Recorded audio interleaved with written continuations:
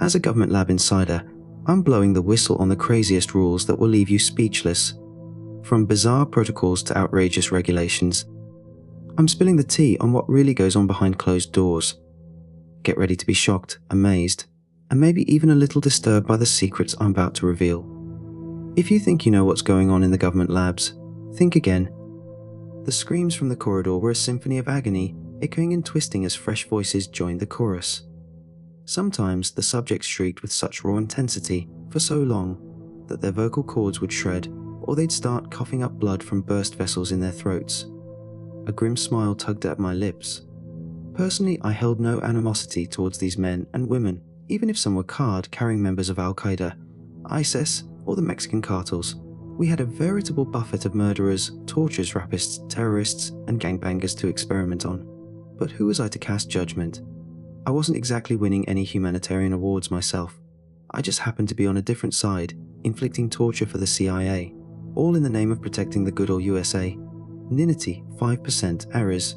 The voice startled me. It was Sarah Plump, blonde as secretary with a perpetually cheerful moon face, chirping from behind me. I turned, nodding and offering a practiced, pleasant smile. Sarah, I acknowledged. Sarah was the queen of compartmentalization. At home, she was your typical soccer mom, shuttling kids and attending PTA meetings.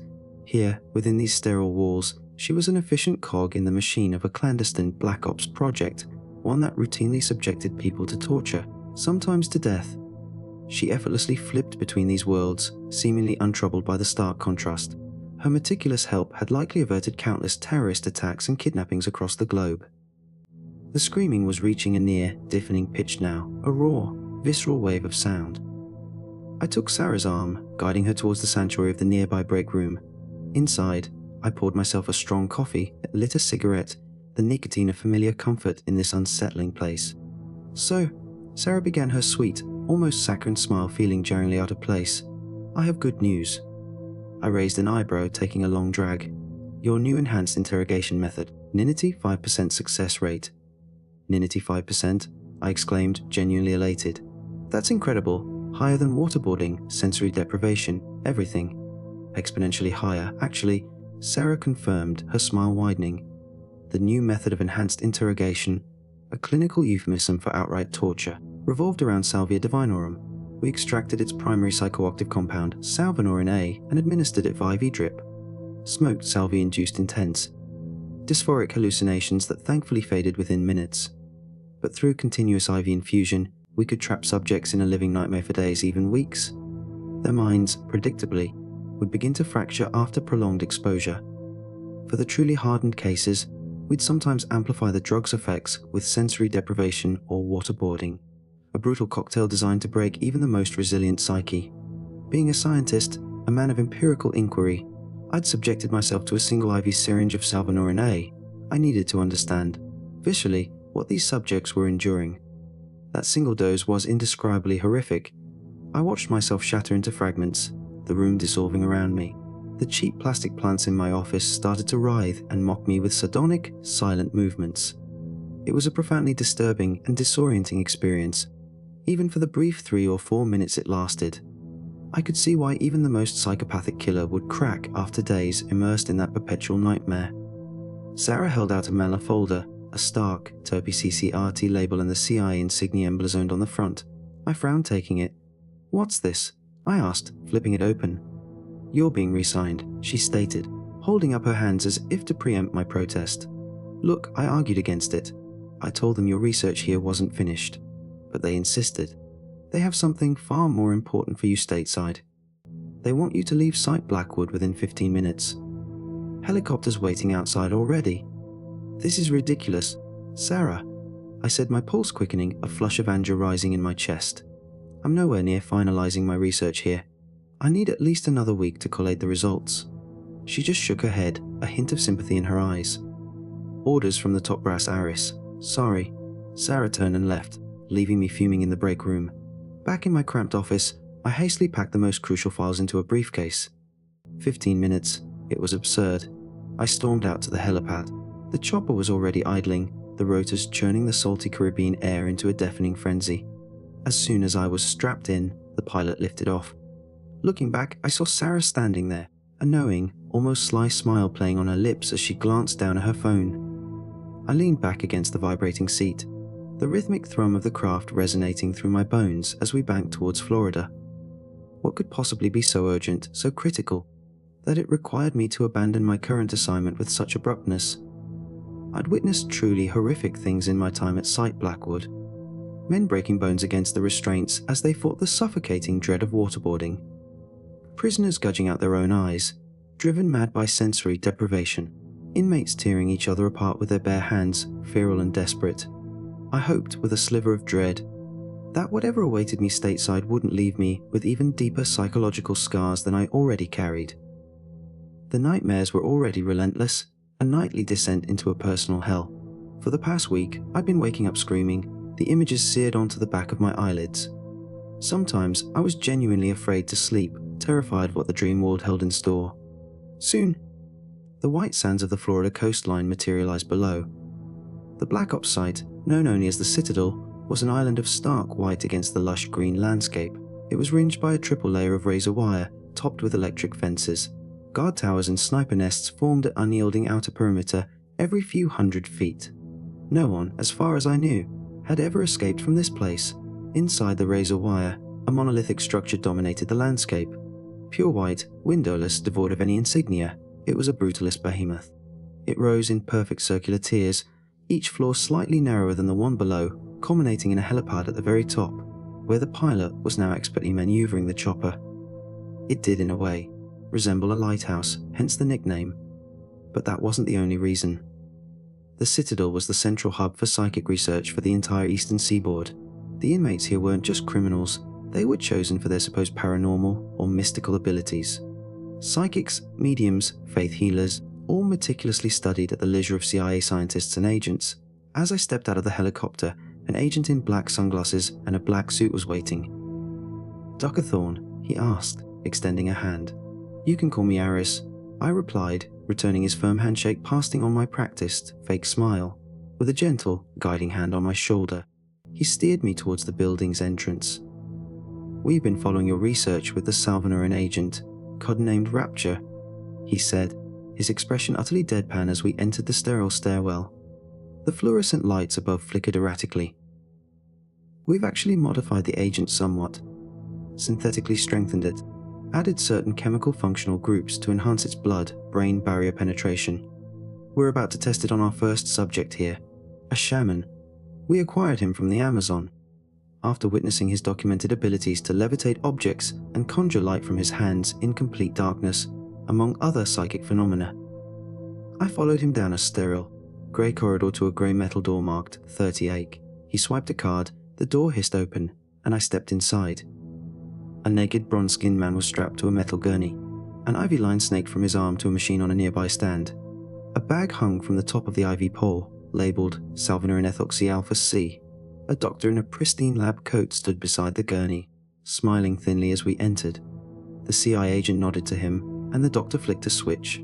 The machine whirred to life, and the clear solution began to drip down the plastic tubing, into the shaman's vein. The restrained man's eyes snapped open, widening in surprise. He lifted his head, his gaze locking directly onto mine, and then the fires of hell seemed to ignite behind his dilated pupils. His face contorted into a vicious snarl, the frown lines deepening into fissures, as he fixed me with pure, unadulterated hatred. "You will see how damned you are," he hissed, his voice thick with a heavy Spanish accent, never breaking eye contact. "And you will see hell unleashed before you. You are demons in human skin. But the real demons are here to reclaim their throne." A wicked grin stretched across his face, unnaturally wide, until it seemed to split his features from ear to ear. "The slit wrists of the sky will open, and the horrors of hell will be with you." "Why is he still talking?" I asked, a knot of unease tightening in my stomach. Usually, subjects are immediately incapacitated by the intensity and dysphoria. I've never seen one able to speak before, even on standard Salvinoran A. And you claim this chemical is significantly stronger. The doctor shook his head, a nervous tremor in his smile. "This is not a normal subject, Dr. Thorne," he said, his voice hushed. "This man, he broke the necks of 2 of our soldiers during his transport, without even touching them. In terms of psychic potency, he's one of the strongest specimens we've ever encountered.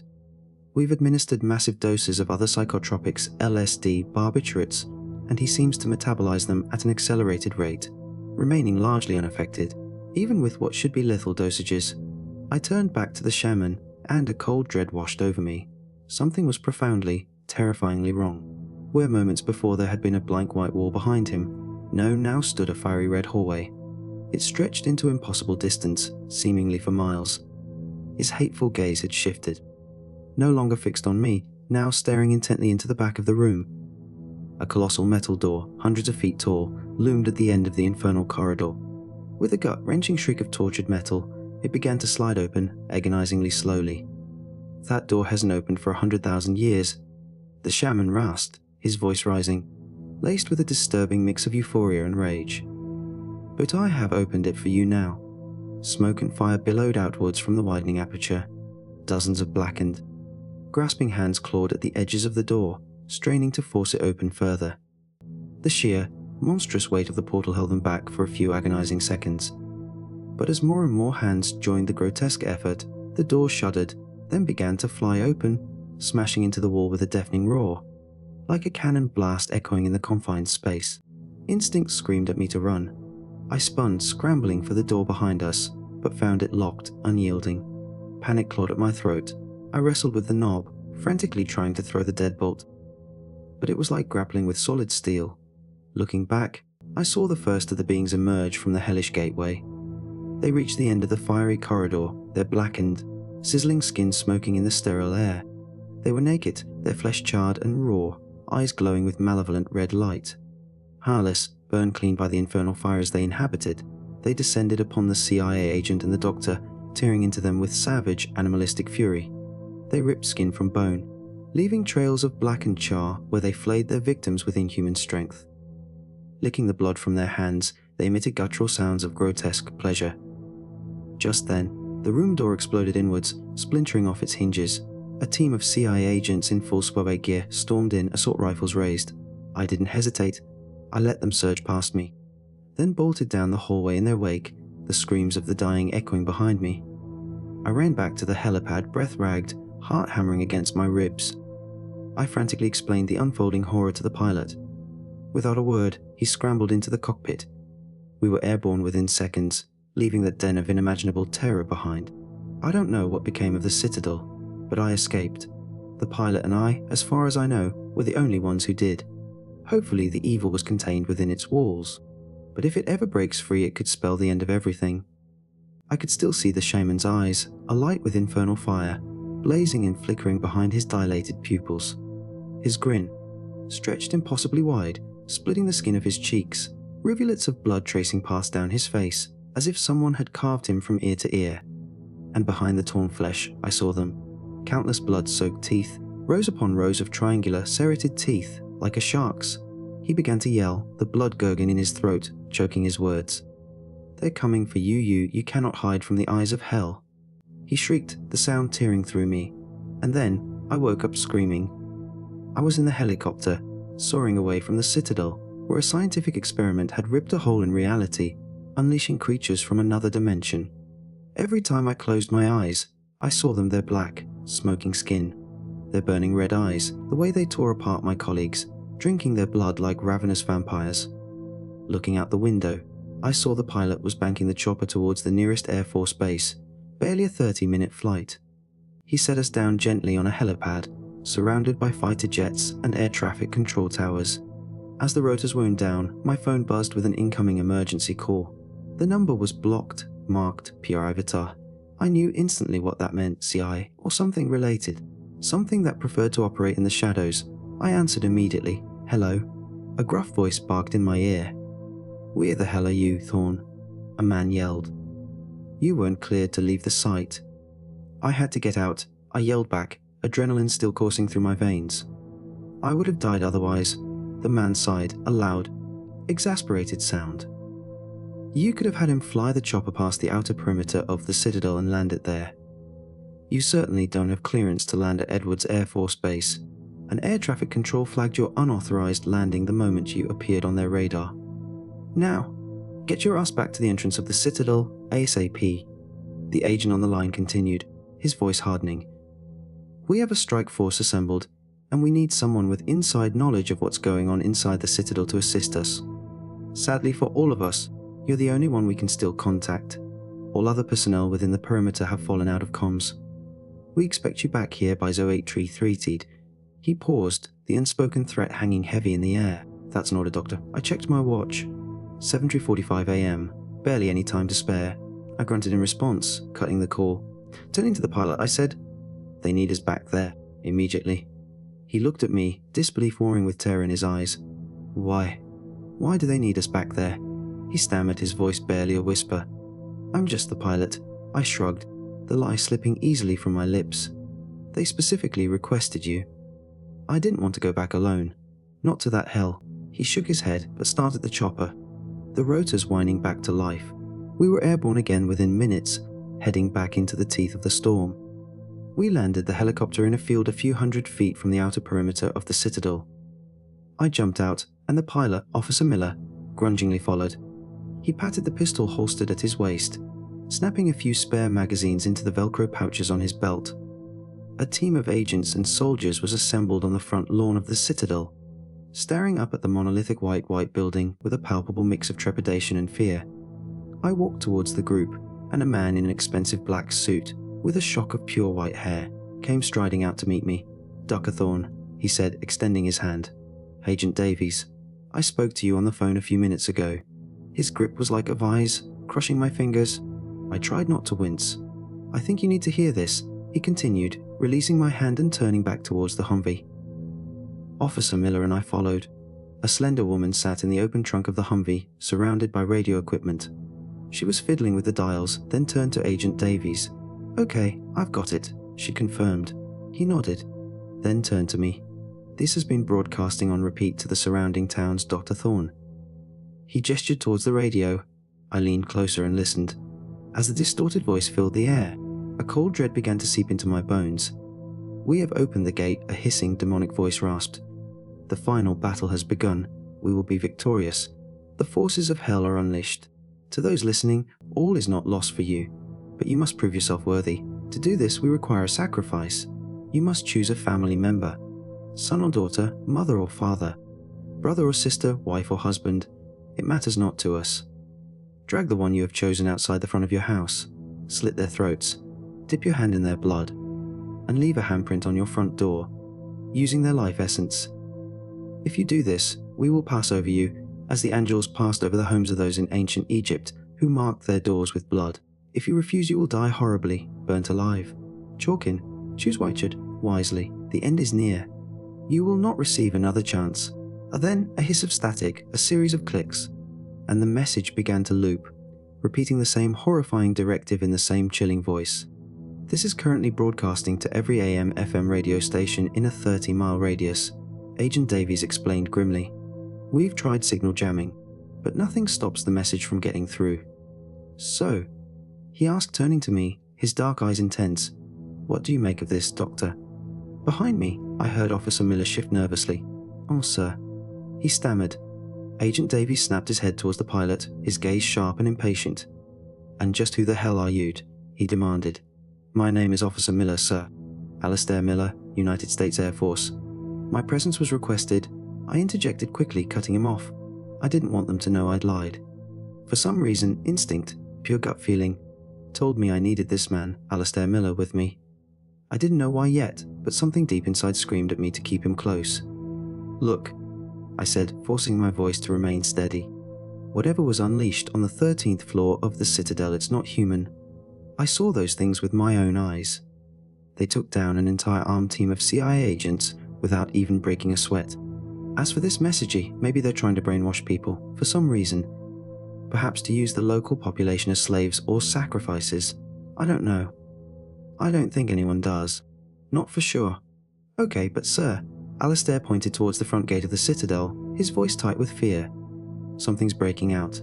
I see movement." We all turned, and a fresh wave of horror washed over me. The black demonic beings were swarming around the main gates, flooding out of the Citadel like a tide of nightmare, black smoke billowing in their wake. But that wasn't all. From the top of the structure, I saw winged demons launching themselves from the helipad, plummeting towards us, wings outstretched. They were massive, like gargoyles, with glistening black skin and jaws that unhinged like snakes. Within seconds, the first wave crashed into the line of CIA agents. Their grotesquely widening jaws clamped down on the agents in front, biting them clean in half at the waist or chest.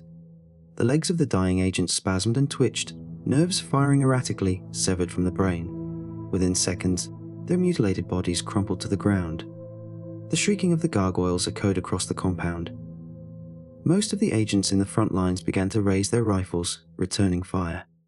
A deafening cacophony of gunshots erupted. Automatic rifle fire ripped through the gargoyles, tearing their reptilian faces apart, black blood exploding from the wounds.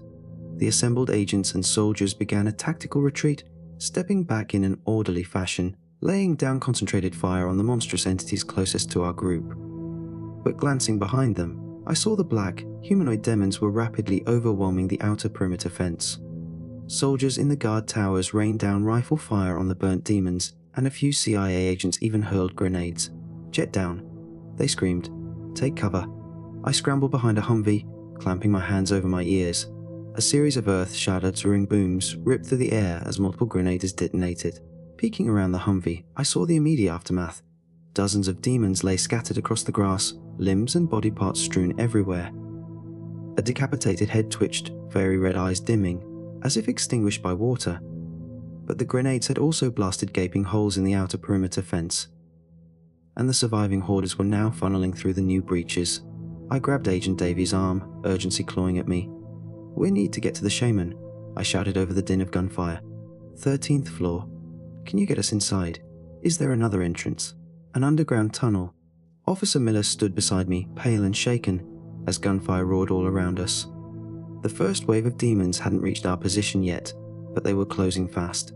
"Follow me," Agent Davies yelled, sprinting towards a nearby Humvee. Alistair and I scrambled into the back seats, and he slammed the vehicle into gear, roaring down a dirt track that snaked around the perimeter of the Citadel. "There's a secret access tunnel, usually used for maintenance, on the other side of the perimeter," he explained, his voice strained. "Very few people know about it. The hatchway door is completely hidden. Requires a special security code to get in. But of course," he added grimly, "I have that." I grabbed all the necessary intel the moment we saw what was happening on the security cameras inside the Citadel, before my team deployed to contain the issue. "I have an idea," I said, my mind racing, "but it's going to be dangerous. And I don't even know if it'll work. I think the shaman, he's still being dosed with the drug. IV drip still running. He might be the one keeping that doorway open. If we can stop the drug flow, get him out of there, we might be able to close the Hellmouth." "Hellmouth, ha," Agent Davies muttered, glancing at me in the rearview mirror. "I like that. Apt description. Do you think we'll need to kill the shaman?" Alistair asked, his voice tight. I turned to him, almost forgetting he was there in my adrenaline-fueled focus. "I doubt it," I said. "But if we have to, don't hesitate for a moment. Better to sacrifice one life to save countless others." Alistair shook his head, a flicker of something like disgust crossing his face. "I don't believe in that ends justify the means crap," he said, his voice firm despite the chaos around us. "I'm not killing any innocent people. God will never forgive me. When I meet my creator, I want him to know I never harmed an innocent person in my life." "And how do you know the shaman is innocent?" Agent Davies challenged, glancing in the rearview mirror. "You've seen the horrors he unleashed." "He only unleashed those horrors after you guys kidnapped and tortured him," Alistair retorted, his voice rising. "For no reason other than he has supernatural abilities. That sounds like the definition of innocent bystander to me. Whatever unintended consequences arose from your experiment, that's on the CIA, not on the shaman. They tortured him out of scientific curiosity." Agent Davies slammed on the brakes, the Humvee skidding to a halt. He pointed sharply to a withered shrub just to the left of the vehicle. "The hidden hatchway door is underneath that bush," he stated, his voice clipped. "Let's go do this." He was out of the driver's seat in a flash, snatching an M4 carbine from the passenger side, sprinting towards the shrub. Kneeling down, he began to scrabble in the soft earth. "Aha!" he exclaimed, pulling a handle up from the dirt. As he twisted the handle, a robotic voice echoed from hidden speakers in the hatchway. "Please enter verification code." 910777, Agent Davies responded flatly. The ground beneath us shuddered, and the hatchway door began to swing open, shrub and all. The shrub was apparently a cleverly disguised fake, attached to the metal door's interior. Dirt showered off it, swept away by the tropical breeze. I peered down at the opening. A ladder descended into absolute darkness. Faint red emergency lights pulsed far below, at the tunnel's base. Without hesitation, Agent Davies began to climb down. Alistair and I followed, plunging into the subterranean gloom. The lifester lifted off, carrying Alistair away, sirens wailing in the distance. I watched until the helicopter was a distant speck against the horizon, then turned back to the shaman. He stood beside me silent, a figure of quiet menace amidst the carnage. The citadel, once a symbol of sterile, impenetrable power, was now a charnel house, littered with the bodies of demons and men. The air hung heavy with the stench of death and the lingering scent of sulfur. Containment teams, clad in full hazmat suits, were beginning to arrive, swarming over the grounds like ants, moving with grim efficiency to secure the perimeter and assess the damage. Agent Davies was nowhere to be seen. I assumed he was somewhere coordinating the cleanup, or perhaps debriefing with his superiors. The radio broadcast, thankfully, had ceased. The demonic voice was silent for now. The shaman and I stood in uneasy truce. Two survivors amidst the wreckage of a battle neither of us had truly won. He was dressed in ill-fitting fatigues scavenged from somewhere, his bare feet silent on the scorched grass. His eyes, though still radiating a cold fury, seemed different. The infernal fire had dimmed, replaced by a wary, almost mournful darkness. "What now?" I asked him, breaking the silence. My voice sounded rough, unused. He turned his head slowly, his gaze sweeping over the devastation. He said, his voice low and gravelly, "You clean up your mester." "And then?" I pressed. "Is it really contained? Is the door closed for good?" He snorted, a sound devoid of humour. "Closed for now. The door between worlds, it is not a simple thing to lock. It is like a wound. It can be stitched, bandaged, even cauterized. But the scar remains, and the potential for reopening it is always there." His words chilled me more than the sight of the demonic hordes. So they could come back. He nodded slowly. "They will come back. It is only a matter of time. They have tasted this world. They have felt its weakness. They will not forget." A wave of despair washed over me. Alistair's sacrifice, the lives lost here, was it all just a temporary reprieve? Had we merely bought ourselves a little time, delaying the inevitable? Is there anything else we can do? I asked, desperation creeping into my voice. To prevent this from happening again, to close the door permanently. The shaman studied me for a long moment, his gaze unsettlingly intense. "There is always a way," he said finally, his voice softening slightly. "But the path it is not one you will want to take. It requires understanding, respect, and a willingness to confront truths that your world, your science, refuses to acknowledge." "What kind of truths?" I asked, leaning closer, a flicker of hope igniting within me. He gestured towards the ruined citadel, the swarming hazmat teams, the distant wail of sirens. "Look around you, Doctor. You sought to control forces you did not understand. You delved into realms that are best left undisturbed. You treated the unseen world as a laboratory, a resource to be exploited, and now you are reaping the consequences." "But what are those truths?" I pressed, impatient with his cryptic pronouncements. "Be specific. Tell me what we need to do." He sighed, a weary sound. "Your science, it is blind to the spirit. It measures, dissects, quantifies, but it cannot see the life that animates all things. The energies that flow between worlds, the ancient pacts and boundaries that must be honored." "Boundaries?" I frowned, struggling to grasp his meaning. This sounded like mysticism, superstition, the very things I, as a scientist, had always dismissed. "The doorway you opened," he continued, ignoring my skepticism. "It is not just a hole in space. It is a tear in the veil. A veil that separates your world from others. Worlds you cannot even begin to imagine. Worlds inhabited by beings far older, far more powerful than anything you can comprehend. Beings that feed on chaos, on fear, on suffering. Demons," I said, the word feeling heavy and inadequate. "Demons, spirits, devils' names are just labels." The shaman shrugged. "What matters is their nature, and their hunger. So, how do we close the veil permanently?" I repeated, my voice strained with urgency. "What's the path?" He looked at me, his gaze piercing, searching. "The path requires balance, respect, atonement." "Atoned," I echoed. "For what?" "For your arrogance," he said bluntly. "For your hubris. For believing you could control what was never meant to be controlled. For your desecration." "Desecration of what?" He pointed towards the white monolith of the citadel. "This place it is built on a nexus point, a place where the veil is thin, a place of power.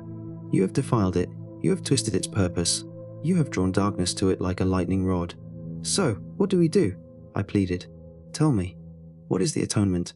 What sacrifice is needed now?" He shook his head. "Sacrifice is not the answer. Sacrifice is what they demand. What you offered them, unknowingly, with your pain and suffering experiments. They feed on that. More blood, more pain it only strengthens their hold. Then what is the answer?" I pressed, frustration mounting. "Understanding," he repeated. "You must understand what you have done. You must learn to respect the boundaries you have broken. You must heal the wound you have created. Heal the wound." "How? With more science, more drugs?" I asked, my voice laced with sarcasm. He smiled faintly, a sad, knowing smile.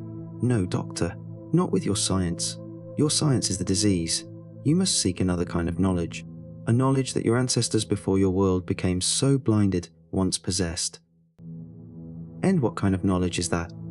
I asked, my skepticism warring with a desperate, nascent hope. "The knowledge of balance," he said, his voice almost a whisper. "The knowledge of harmony. The knowledge of the spirit world." He turned, his gaze drawn to the distant horizon, as if listening to something I couldn't hear.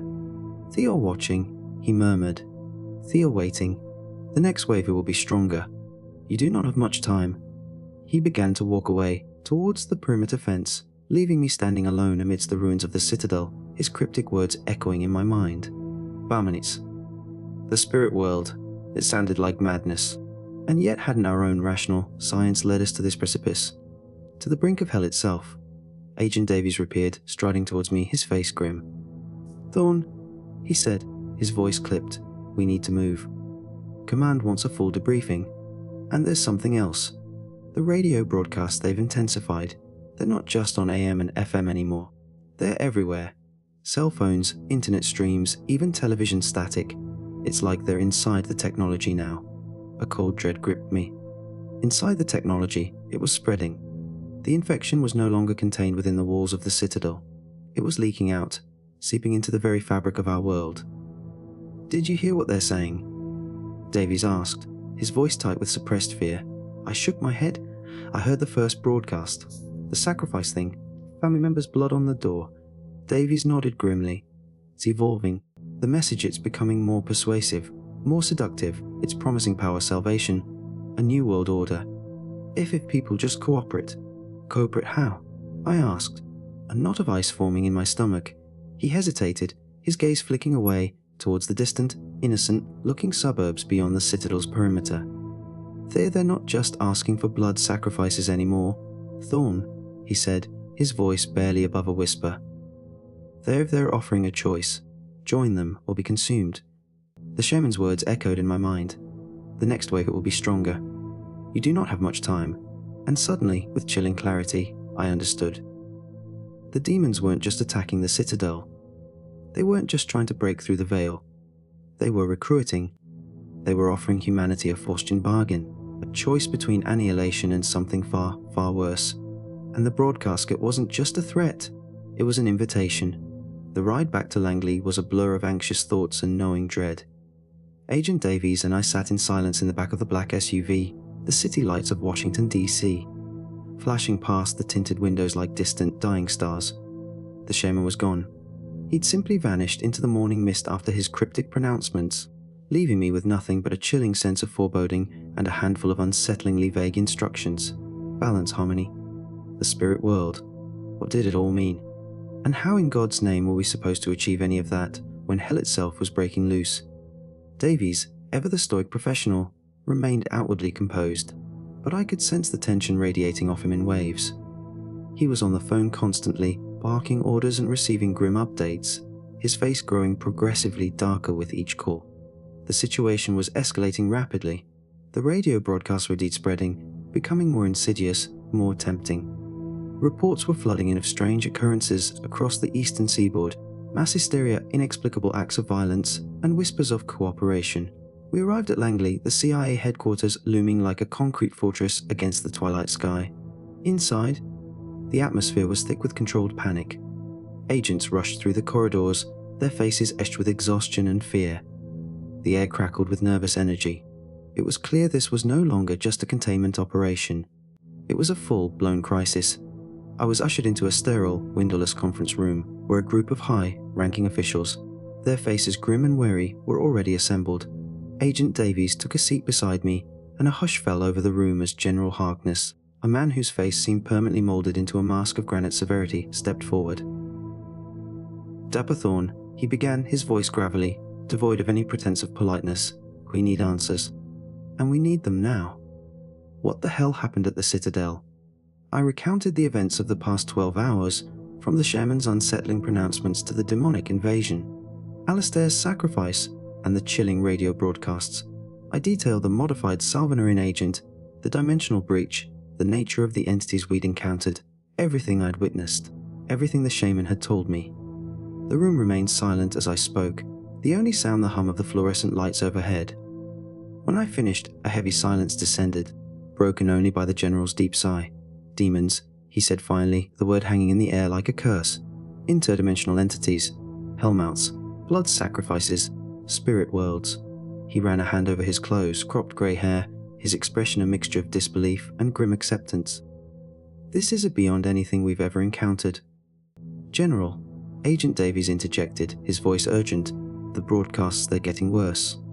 We're seeing compliance, localized incidents, families doing what the message says." A collective shudder ran through the room. The implications were horrifyingly clear. Humanity, faced with the unimaginable terror of demonic invasion, was fracturing.